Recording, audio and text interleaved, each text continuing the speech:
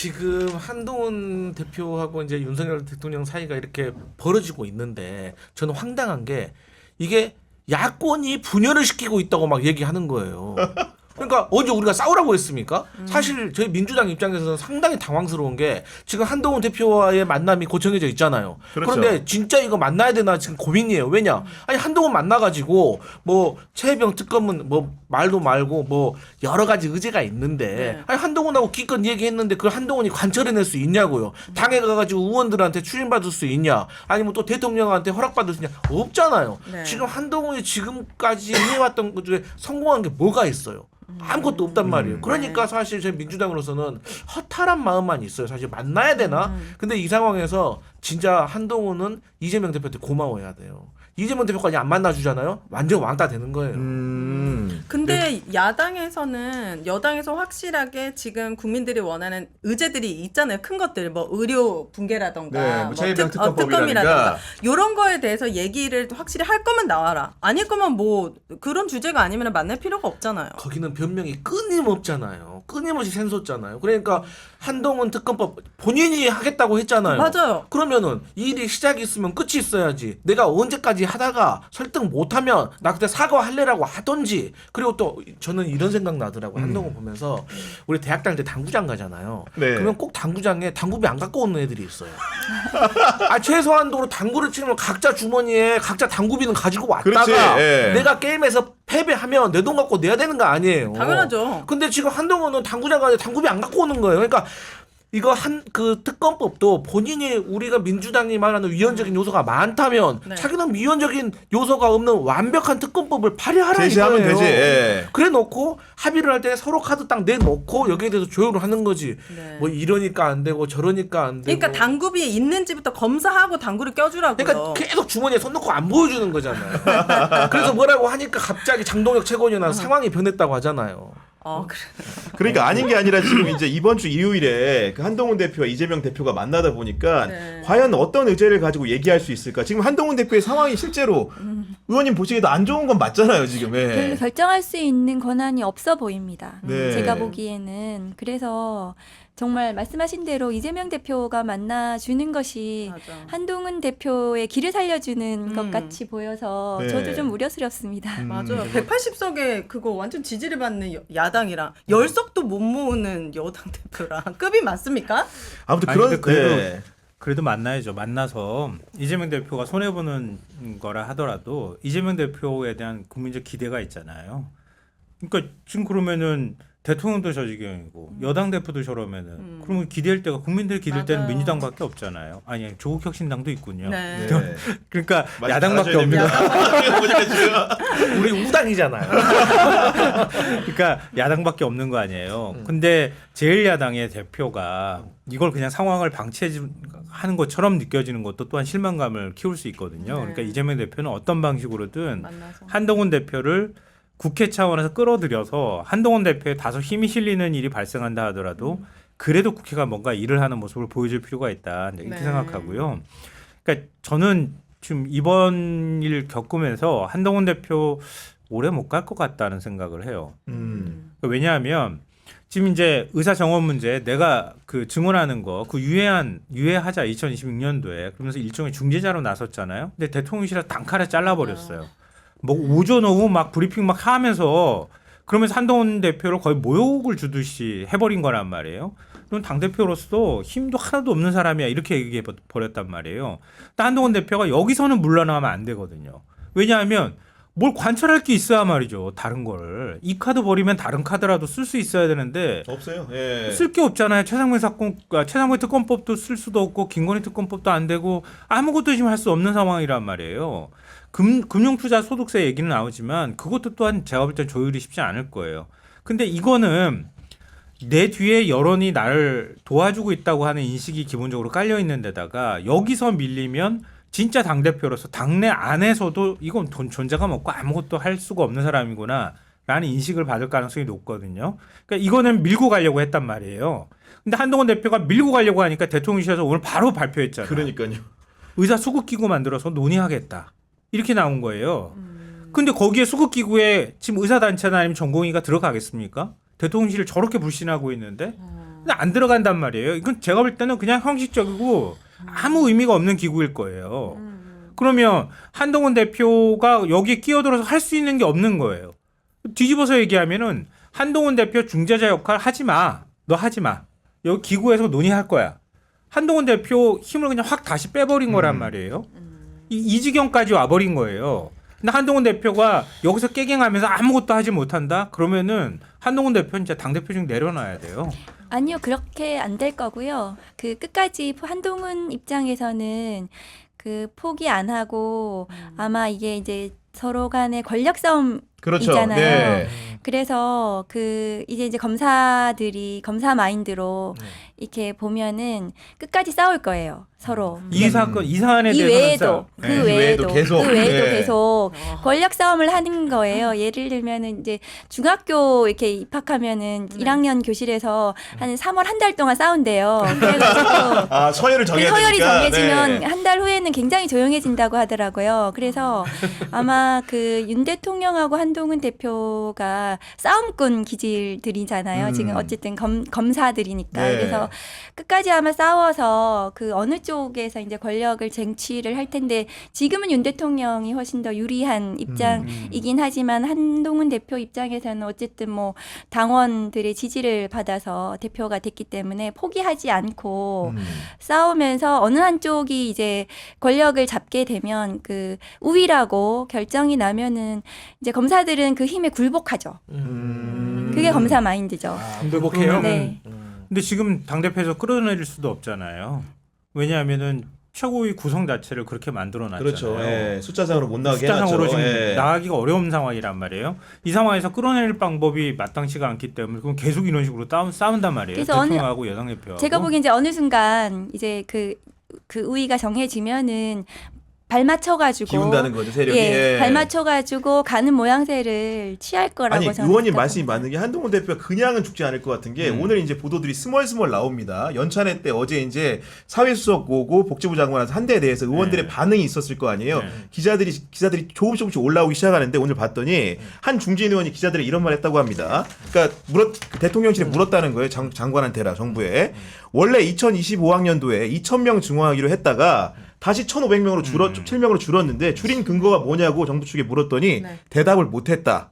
그래서 내가 그게 무슨 합리적이고 과학적인 숫자냐 물었다는 거예요. 그런 얘기도 나오고 지난 4.10 총선에서 의료 개혁 때문에 의석을 잃었다는 얘기의 주장도 나왔다고 합니다. 일부 의원들이 우리 보수 진영의 전통적 지지층이 의사들인데 우리를 다 죽일 셈이냐는 식의 얘기도 하고 정부 정책은 이겼지만 정치는 실패했다는 얘기도 했다고 그런 얘기들이 기사들이 나오기 시작을 하고 있더라고요. 지금 보니까. 네. 그러니까 한동훈 대표도 지금 포기하지 않는 거잖아요. 그런 상황들이. 네, 어느 정도 일정 네. 정도 이제 자기가 주장할 수 있는 뭔가의 그 룸이 있다고 생각할 것 같고요. 그래서 아마 이제 이 싸움을 또 계속 해보고 또 안 되면 또 다른 의제에서 또 해보고 네. 그렇게 계속 좀 얼마간은 가지 않을까 근데 싶습니다. 이런 상황에서 조국혁신당에서 한동훈 특검법 발의해버리면 그러면 윤 대통령을 도와주는 게 되는 건가요? 대통령이 심각한 고민에 빠질 겁니다. 아 받을 줄 알지. 자기도 모르게 눌러버릴 수도 있어요. 저희가 2단계로 발의를 했습니다. 네. 좀 더 지켜보시다가. 네. 네. 아니 이제 어쨌든가 다시 여야 그 회담 문제로 들어와 보면은 의제들이 여러 가지가 있는데 그 국민의힘과 한동훈 대표가 원하는 의제 같은 경우에는 이미 노골화된 것들이 있습니다. 예를 들면 금융투자소득세 폐지 같은 경우에는 주구장창 얘기를 하고 있잖아요. 네. 근데 오늘 이제 갤럽 조사를 보니까 여러 여론조사가 앞에도 있었지만 세대별 조사가 좀 약간 재밌게 보였어요. 그러니까 그 한동훈 대표가 중수청을 자꾸 얘기하면서 그 청년층 쉽게 얘기하면 2030의 마음을 얻어야 된다고 얘기를 했는데 실제로 금투세 관련해가지고 시행을 하지 말아야 된다. 그러니까 금투세를 도입하면 안 된다는 의견이 30대의 경우에 49%에 달하더라고요. 그러니까 그 시행해야 된다는 의견보다 굉장히 많이 높더라고요. 네. 그런 것들이 숫자적으로 확인은 되는 상황인데 그 강선배 평론가님 보시기에는 어떻습니까? 이 의제에 대해서는. 그래서 이게 정치권이 선동을 하면 안 된다는 게 저는 이 금투세를 보면서 느끼고 있어요. 그러니까 제목부터가 잘못된 거예요. 아, 도입을 안 했는데 어떻게 폐지를 합니까? 그리고 한동훈 대표는요, 제가 봤을 때 주식 투자 안 해본 것 같아요. 그러니까 저는 주식을 좀 오래 했거든요. 근데 우리 대한민국 주식 시장의 잘못된 점은 숫자로 이렇게 1등부터 10등까지 쭉 한다고 하면 금투세는 저기 아래에 있어요.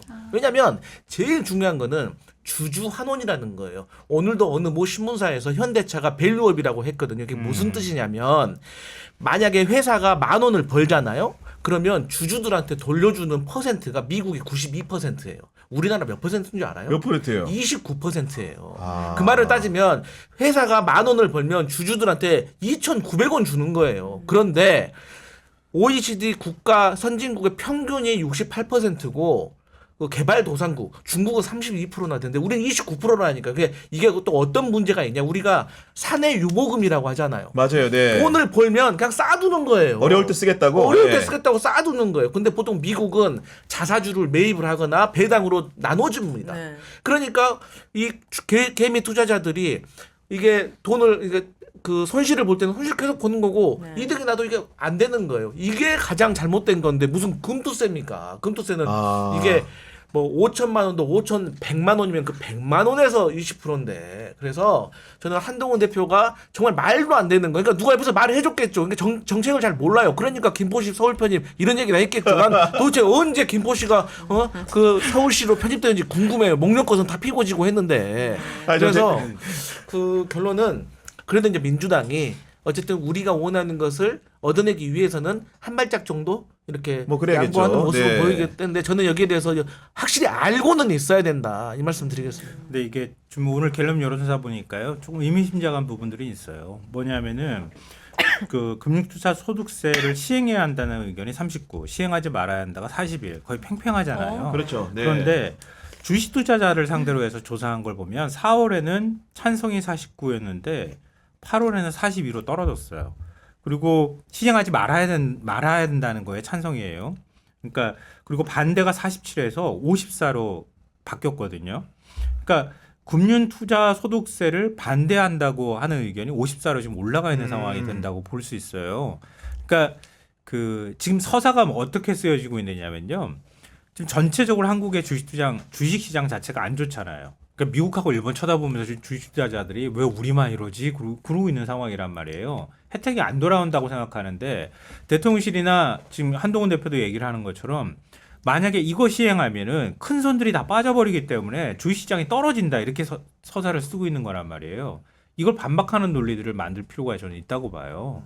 그러니까 그런 거에 뚜렷한 반박 논리가 별로 없게 느껴진다는 거예요. 국민들한테 받아들일 때. 그러니까 이걸 굉장히 중요하게 다뤄줘야 한다고 생각해요. 그냥 단순히 부자들한테만 혜택이 돌아가는 거다. 이렇게 하면은 그거는 반박 논리로서 제가 볼 때는 적절하지 않거든요. 그리고 이게 주식에 관련된 세금뿐만이 아니라 주식을 하는 사람들의 소득이 이제 정부에 잡히기 시작하고 그래서 건강보험에 어떻게 피부양자로 같이 있었던 사람들도 소득이 잡히게 되면 이제 여기서 또 분리가 되고 여러 가지 세금 문제 관련된 문제들이 있잖아요. 그거를 좀 국민들한테 정확하게 브리핑하고 그거에 관련된 토론을 해서 우리가 좀 거기 안에 더 손볼 수 있는 것들이 있다면 손보면서 정책을 만들어야지 될 것 같아요. 그러니까 이게 그 종부세하고 비슷한 건데요. 종부세 내는 대상은 지금 전체 한 1%? 뭐 정말 많이 줄어들었잖아요. 근데 지금 최근에 아파트 값이 다시 꿈틀하면서 올라갈 기미를 보이고 있잖아요. 맞아요. 이 종부세 같은 경우가 항상 그렇게 걸리는데 그렇죠. 나는 종부세 대상이 아니에요. 근데 나도 아파트로 돈 좀 많이 벌고 싶어. 아파트 가격이 많이 올라가길 바라거든요. 근데 나는 거의 대상이 될 가능성이 별로 없어요. 그런데 나는 꿈을 꿔. 그런 대상이 되길. 꿈꾸면 싫어요. 세금 내가 저렇게 됐을 때 나는 세금 내라고 하면 나는 내기 싫을 것 같아. 일종의 불안감이 생긴다는 거예요. 이 종부세 찬반 논리에 있어서 이런 게 고려되어야 한다. 그런 생각이 드는데요. 금융투자 소득세도 역시 비슷하다고 저는 생각해요. 내가 여기에 대상이 들어가려면 5천만 원 이상 벌려면은요. 제 주변에 없어요. 그러니까 저도 뭐 예전에 그러니까 마이너스 5천은 많거든요. 근데 주식 투자 하시는 분들은 항상 그런 생각을 해요. 밤에 꿈꾸잖아요. 네. 주가 조금 오르면은 밤에 내가 이거 투자해가지고 2배로 어머나, 굴려서 어머나. 다시 맞아. 투자를 했는데 5배가 올라가지고 내가 이걸 가지고 몇십억 벌지. 내가 1,000만 원을 가지고 100억 어, 버는 꿈까지 100억까지. 꾼단 말이에요. 밤에. 네. 그럼 내가 그때 번 돈의 22%를 세금으로 나 싫거든요. 이런 게 생긴다는 거예요. 그럼 이거를 반박하려고 하는 게 반박 논리로 예를 들어서 저쪽에서 큰 손이 빠지면 주가가 다 떨어져서 모든 사람이 피해를 봐. 그럼 그 반박 논리를 얘기를 할 때는 큰 손이 그렇게 해가지고 뭐 빠지면은 주식시장 자체가 망가진다고 하는 게 허황된 논리라는 거를 반박을 하던가 아니면 혜택을 볼 만한 사람이 아예 없다고 얘기를 하든가 뭐 어떤 방식으로든 다른 논리 국민들한테 아주 알기 쉬운 논리로 그걸 반박을 해줘야 이런 것들을 뚫고 나갈 근데 수가 문제는 있다고 하는 뭐냐면요. 거예요. 이거 반박할 수가 없는 게 큰 손들이 안 빠져나가요. 빠져나갔어야지 금투세 때문에 나 나가야지 하고 나가야지 잡아가지고 왜 가시나요? 해서 물어봐서 금투세 때문에 나갑니다라고 하는데 이 큰 손들이 안 나가요. 오히려 뭐 합병을 할 때 대표적인 거 그거 아닙니까? 삼성물산하고 제일모직 그것 때문에 한동훈 법무부 장관 할 때 소송 잘못해가지고 국민 혈세도 낭비한 거 아닙니까? 아주 전문적인 거니까 제가 짧게 말씀드리는데 지금 나간 사람이 없어요. 그러니까 선동이라는 거예요, 저는. 네. 근데 그래서 이렇게 설명하면 어떨까 싶어요. 그렇게 벌어봤으면 좋겠다. 그러면 내가 만약에 투자해가지고 1년에 5천만 원 이상씩 버는데 한 1,000만 원 정도 세금 내면은 괜찮지 않습니까? 5천만 원 벌잖아요. 저희 조국혁신당도 같은 입장이에요. 아. 그래서 이렇게 큰 손들이 빠져나가지 않을 것이다. 네. 그리고 이거는 2020년에 여야가 이 소득세에 대해서 내기로 합의를 합의를 한 했던 거죠. 사안이에요, 사실은. 맞아요. 공의하자는 네, 거죠. 네. 합의했던 사안입니다. 근데 그거는 설득력있는 논리처럼 귀에 안 들어오기 네. 때문에 제가 말씀드린 거예요. 그러니까 안 빠져나간다는 거는 그건 아직 실현되지 않은 것에 대해서 평가를 하는 거니까. 근데 내가 조금이라도 주가가 떨어지는 것은 사람들은 싫어한단 말이에요. 그러니까 아까 제가 거꾸로 말씀드렸던 것처럼 1년에 5천만 원쯤 벌었으면 좋겠네요. 그 5천만 원씩 버는 사람이 몇 명이 있는지 우리나라에. 정말 주식 투자로. 금융 투자를 통해 30초 주면은 제가 우리 투자자들이 좀 와닿게 말씀을 드릴 수가 있어요. 아, 좋습니다. 얘기해 주시죠. 예. 자, 예를 들어서 말씀드릴게요. LG화학이 있어요. LG화학이 배터리 기술이 좋아요. 그래가지고 LG화학의 주식을 샀단 말이에요. 예를 들어 10,000원 주고 샀어. 그런데 LG화학이 갑자기 자기의 핵심 기술인 그 배터리 기술을 빼가지고 LG 에너지 솔루션을 만들어버린 거예요. 맞아요. 그렇게 되면은 LG 에너지 솔루션이 배터리 기술의 1번이기 때문에 거기에 주식은 오르지만 이제 LG화학의 주식은 떨어지는 거예요. 그렇죠. 그러면 LG화학을 보고 그 LG화학의 배터리 기술을 보고 LG화학을 샀던 그 개미 투자자들은 어떻게 되는 거냐고요. 근데 이런 행동을 미국은 하지 않습니다. 예를 들어서 페이스북을 따지잖아요. 페이스북의 자회사 인스타그램이 있잖아요. 인스타그램이 돈을 엄청 많이 벌어요. 그리고 우리나라 같았으면 바로 인스타그램 떼가지고 자회사 상장시켜버리니까. 네. 그럼 페이스북 가치는 떨어지겠죠. 하지만 그 미국은 그런 행동을 하지 않아요. 그거랑 금투세랑 무슨 관련이 있는 거예요? 그러니까 이런 것들이 실질적으로 투자자들한테 손해를 입힌다는 거지. 금투세는 주변에 5천만 원 이상 번 사람이 별로 없다고요. 그러니까 주주들을 위한 정책을 했을 때 우선순위를 따지면 그러니까 금투세의 우선순위를 순위가 따지면은 낮다는 거죠. 그렇게 쉽게 앞에 얘기해서. 진짜 예. 중요한 것들이 많은데 네. 금투세는 저기 아래 있다고요. 저기 아래. 그러니까 윤 대통령이 지대 추구 행위에 대해서 비판한 발언을 한 적이 있었잖아요. 지대가 뭐야? 뭐 이러는 거에 사람들 사이에서 궁금하기도 했었는데 네. 일정하게 사회 이익이 발생하잖아요. 발생하면 나눠줘야 되잖아요. 근데 나눠주지 않으면은 그 지대라고 하는 거를 일부 소수가 다 가져버리잖아요. 그러니까 지금 노조를 막 탄압하거나 노조의 힘을 약화시키는 것도 사용자 힘을 키워서 사용자 마음대로 자기가 번 이익들을 자기들끼리 나눠 갖는 과정이란 말이에요. 그러니까 기업이 돈을 벌면 그걸 사회에다가 풀어줘야 되잖아요. 그래서 지대를 공평하게 나눠 가져야 되잖아요. 근데 그걸 안 하는 거예요, 윤석열 정부는. 말이 무슨 뭐 밸류업이니 뭐니 이렇게 얘기를 하고 있지만 되게 허황된 논리고요, 제가 보니까. 그 실제로 재벌이나 이런 데에서 그걸 좋아하지도 않을 뿐더러 그렇게 할 생각도 없으니까. 그러니까 대통령이 뭐 결론적으로 말씀드리면 지대라는 건 모르고 얘기했다 나는. 아니면 의도적으로 그걸 많이 갖고 싶어하는 사람의 논리대로 대통령은 정책을 추진하고 가면서 자기들끼리 좌지우지할 수 있는 힘을 더 강화시키는 방향으로 가고 있거든요. 그러니까 앞뒤가 안 맞는 거예요. 노조하고 상대할 때는 기업의 힘을 바짝 키워가지고 해주고 주주들하고 기업하고 얘기할 때는 주주들한테 다 힘을 실어주는 것처럼 얘기하고 그 주주는 노동자고. 우리 김선 선배님은 많은 걸 아시니까 제가 딱 하나 궁금한 게 있어서 진짜 여쭤보고 싶어요. 그 누구도 지금 이 문제를 해결을 못 해줬는데 네. 윤석열 대통령이 경로를 한다고 하잖아요. 경로와 대노의 차이는 어떻게 구분하나요? 갑자기 이거를 왜 나한테 이분은 화도 안 내시는 분인데 평소에. 내가 김선 선배님 아실 것 같아서 나 아무리 봐도 경로와 대노는 어떻게 구분하는지 모르겠어. 그 의원님이 잘하실 것 뭐냐? 같습니다. 소문이 있지 아니 않습니까? 그냥 윤석열 대통령은 주로 경로하시는 편이세요. 네. 검찰총장 하실 때도 그러셨고 대노 표현은 잘 모르겠어요. 그 대노는 경로가 이렇게 합쳐져가지고 대노라고. 금요일의 하이라이트 오윤의 세주평은 듣고 가도록 하겠습니다. 네, 대한민국의 주식시장이 그렇게 걱정되십니까? 활성화되길 원하십니까? 왜 웃으세요? 무서워. 아니, 왜냐면은 지금 뭡니까? 이제 그 푸르푸르함이 좀 사라졌어요. 아, 지금 무서우신 거죠? 네. 네. 이제 금투세 논하기 전에 주가 조작법부터 이거 자본시대의 근간을 흔드는 범죄 아닙니까?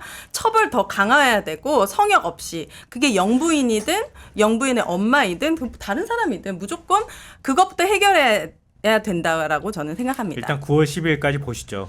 어, 9월 그날 12일 날, 12일, 네, 12일 그날에 날 항소심 선고가 있는 날에 도이치 선거 모터스 있어서 그때 사건. 주가 네. 조작 방조 혐의에 대해서 손모 씨라는 사람 유죄 판결 딱 나오잖아요. 네. 그러면은 기소해야 되지 않겠습니까? 마지막으로 네. 어떻게 될 것 같아요? 그 근데 그 사건 지금 서울중앙지검에서 전주 85명 그 전수조사하고 아, 있거든요. 네. 저는 그게 좀 우려스러운 게 그 개미 투자자들 전부 다 불러가지고 주가 조작 알았나 몰랐나 이런 거 물어보면 다 몰랐다고 얘기할 거 아니에요. 그렇죠.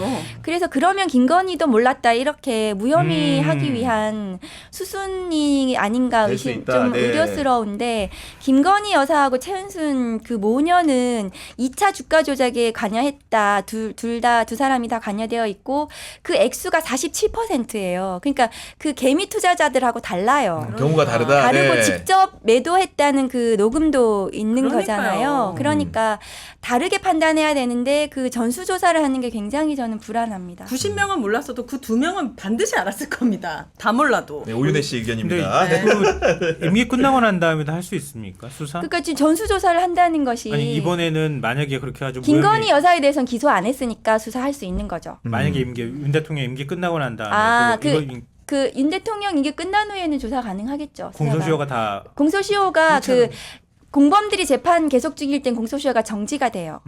지금 권오수 뭐 주가 조작 공범들 재판이 네네. 진행 중이니까 지금 예. 정지되어 있어요. 대법원 판결까지 나오지 않을까요? 그러니까 대법원 판결까지 정지되기 때문에 조금 남아 있을 거라고 생각합니다. 어쨌든 네. 3년 내에 그것이. 아, 근데 네. 저는 하여튼 걱정되는 게 그런 거죠. 그러니까 지금 이렇게 실체가를 확인하지 못한다 하더라도 임기 끝나고 난 다음에 안 되면 또 다시 당연하죠. 수사할 수 있어야 당연히 해야 된다. 되고. 네. 제가 네. 심우정 검찰총장 후보자한테 그 부분 확실하게 물어보겠습니다. 네. 네. 네. 이러하셨습니다.